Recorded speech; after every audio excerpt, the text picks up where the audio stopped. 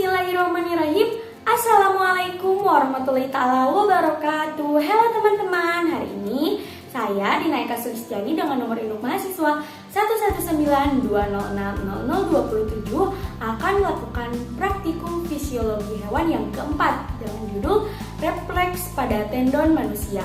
Adapun tujuan praktikum kita kali ini ialah untuk mempelajari reaksi-reaksi pada beberapa bagian tubuh sebagai akibat dari rangsangan. Langsung saja kita ke video selanjutnya.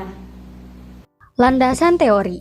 Jaringan saraf merupakan jaringan komunikasi yang terdiri dari jaringan sel-sel khusus dan dibedakan menjadi dua, yakni sel neuron dan juga sel neuroglia.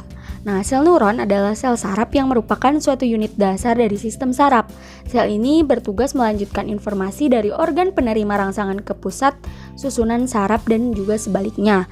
Sel neuron ini terdiri dari 3 bagian, yakni yang pertama ada badan sel yang mengandung nukleus dan nukleolus serta berwarna kelabu. Yang kedua ada dendrit yang merupakan lanjutan plasma yang berfungsi menyampaikan impuls saraf menuju ke badan sel. Dan yang ketiga ada akson yang berfungsi meneruskan informasi dari badan sel ke sel lain. Gerak refleks ialah gerakan pintas ke sumsum tulang belakang. Ciri refleks adalah respon yang terjadi berlangsung dengan cepat dan tidak disadari. Sedangkan lengkung refleks adalah lintasan terpendek gerak refleks. Neuron konektor merupakan penghubung antara neuron sensorik dan juga neuron motorik. Jika neuron konektor berada di otak, maka refleksnya disebut refleks otak. Sedangkan jika terletak di sumsum tulang belakang, maka refleksnya disebut refleks tulang belakang.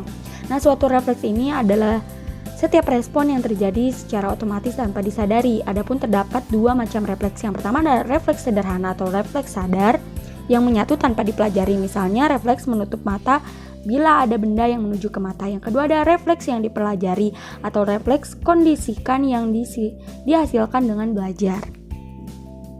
Nah teman-teman, adapun alat dan bahan yang digunakan pada praktikum kali ini ialah untuk alat ada senter, palu, tutup pena atau gantungan kunci, dan kursi. Untuk bahannya, mata praktikan sendiri, lutut praktikan sendiri, mulut praktikan sendiri, telapak kaki praktikan sendiri, dan telapak tangan praktikan sendiri.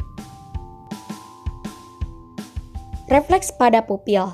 Pertama, tutuplah mata selama 1-2 menit, kemudian buka dengan cepat dan perhatikan bentuk pupil. Refleks pupil dengan tiba-tiba. Perhatikan respon pupil dan kelopak mata ketika disinari dengan cahaya. Refleks akomodasi pandang. Pertama, simpan benda pada jarak dekat dan jarak jauh serta perhatikanlah pupil. Refleks menelan. Telan air ludah, kemudian minum air dan ulangi menelan. Refleks telapak tangan. Jatuhkan benda pada telapak tangan, lalu perhatikan bagaimana refleks telapak tangan. Refleks telapak kaki. Gelitik telapak kaki, lalu perhatikanlah refleks pada jari kaki. Refleks patella. Duduki kursi dengan kaki menggantung, tekuklah patella, ulangi 1 kali lagi. Refleks bersin. Amati aksi yang terjadi pada waktu bersin kelopak mata, bahu, leher, dan juga kepala. Adapun untuk hasil pengamatan, untuk refleks pada pupil, reaksi tubuhnya ialah pupil membesar ketika membuka mata dengan cepat. Untuk refleks pupil dengan tiba-tiba, pupil mengecil ketika disinari cahaya dari senter. Untuk refleks akomodasi pandang, pupil akan membesar ketika melihat benda jarak jauh dan pupil mengecil ketika melihat benda dekat. Untuk refleks menelan air ludah lebih sulit atau lambat dibandingkan minum air mineral. Refleks telapak tangan akan menghindar ketika dilempar benda. Refleks pada kaki akan bergerak ketika dikelitik-tiki. Refleks patella, kaki bergoyang dan patella ke atas. Refleks bersin, mata menutup bahu ke atas. Nah, untuk pembahasannya, untuk refleks pada pupil ini akan membesar saat kita berada di tempat gelap. Hal ini dilakukan untuk menangkap lebih banyak cahaya.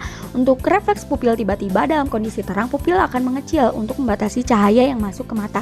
Karena jika terlalu banyak cahaya yang masuk ke mata, maka mata ini akan merasa tidak nyaman karena terkena silau.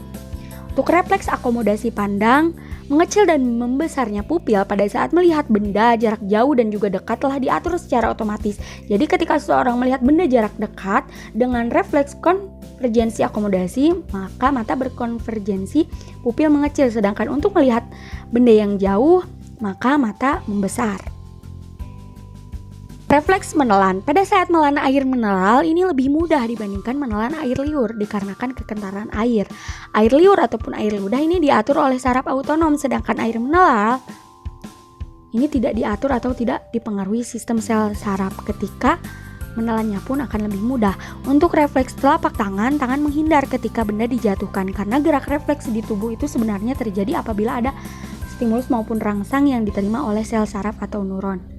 Untuk refleks pada kaki, menurut penelitian telapak kaki ini menjadi titik geli yang paling umum karena memiliki saraf yang lebih peka sehingga ketika dikelitiki ini kaki akan bergerak-gerak. Akibatnya ujung saraf ini pun akan banyak menerima kadar geli.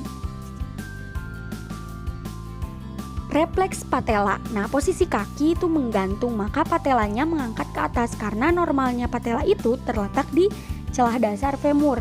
Ketika kita duduk di atas kursi, maka keadaan kaki kita itu menggantung. Otot paha depan berkontraksi yang menyebabkan kaki menendang keluar.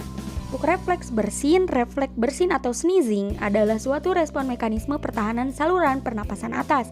Ketika bersin tanpa sadar, mata kita menjadi menutup, di mana ada sebuah lubang yang bernama ductus nasolacrimalis yang menghubungkan antara mata dengan hidung agar benda asing tidak masuk. Nah, untuk kesimpulan pada praktikum kali ini ialah gerak refleks ini merupakan gerak spontan yang mana tidak melibatkan kerja otak. Gerak refleks dilakukan tanpa kesadaran. Mekanisme gerak refleks berlangsung secara spontan di bawah kontrol medula spinalis, yakni dari rangsang, reseptor, neuron sensorik, interneuron, medula spinalis, interneuron, neuron motorik, efektor, dan juga gerakan. Nah, impuls dari neuron motorik ini langsung menuju efektor di luar kontrol otak. Adapun kecepatan setiap orang dalam melakukan gerak refleks ini tentunya berbeda-beda. Baiklah teman-teman, alhamdulillahirobbilalamin, untuk praktikum kita pada hari ini telah selesai. Semoga dapat bermanfaat. Mohon maaf apabila terdapat banyak kesalahan maupun kekurangan yang terakhir. Wassalamualaikum warahmatullahi wabarakatuh. Bye-bye.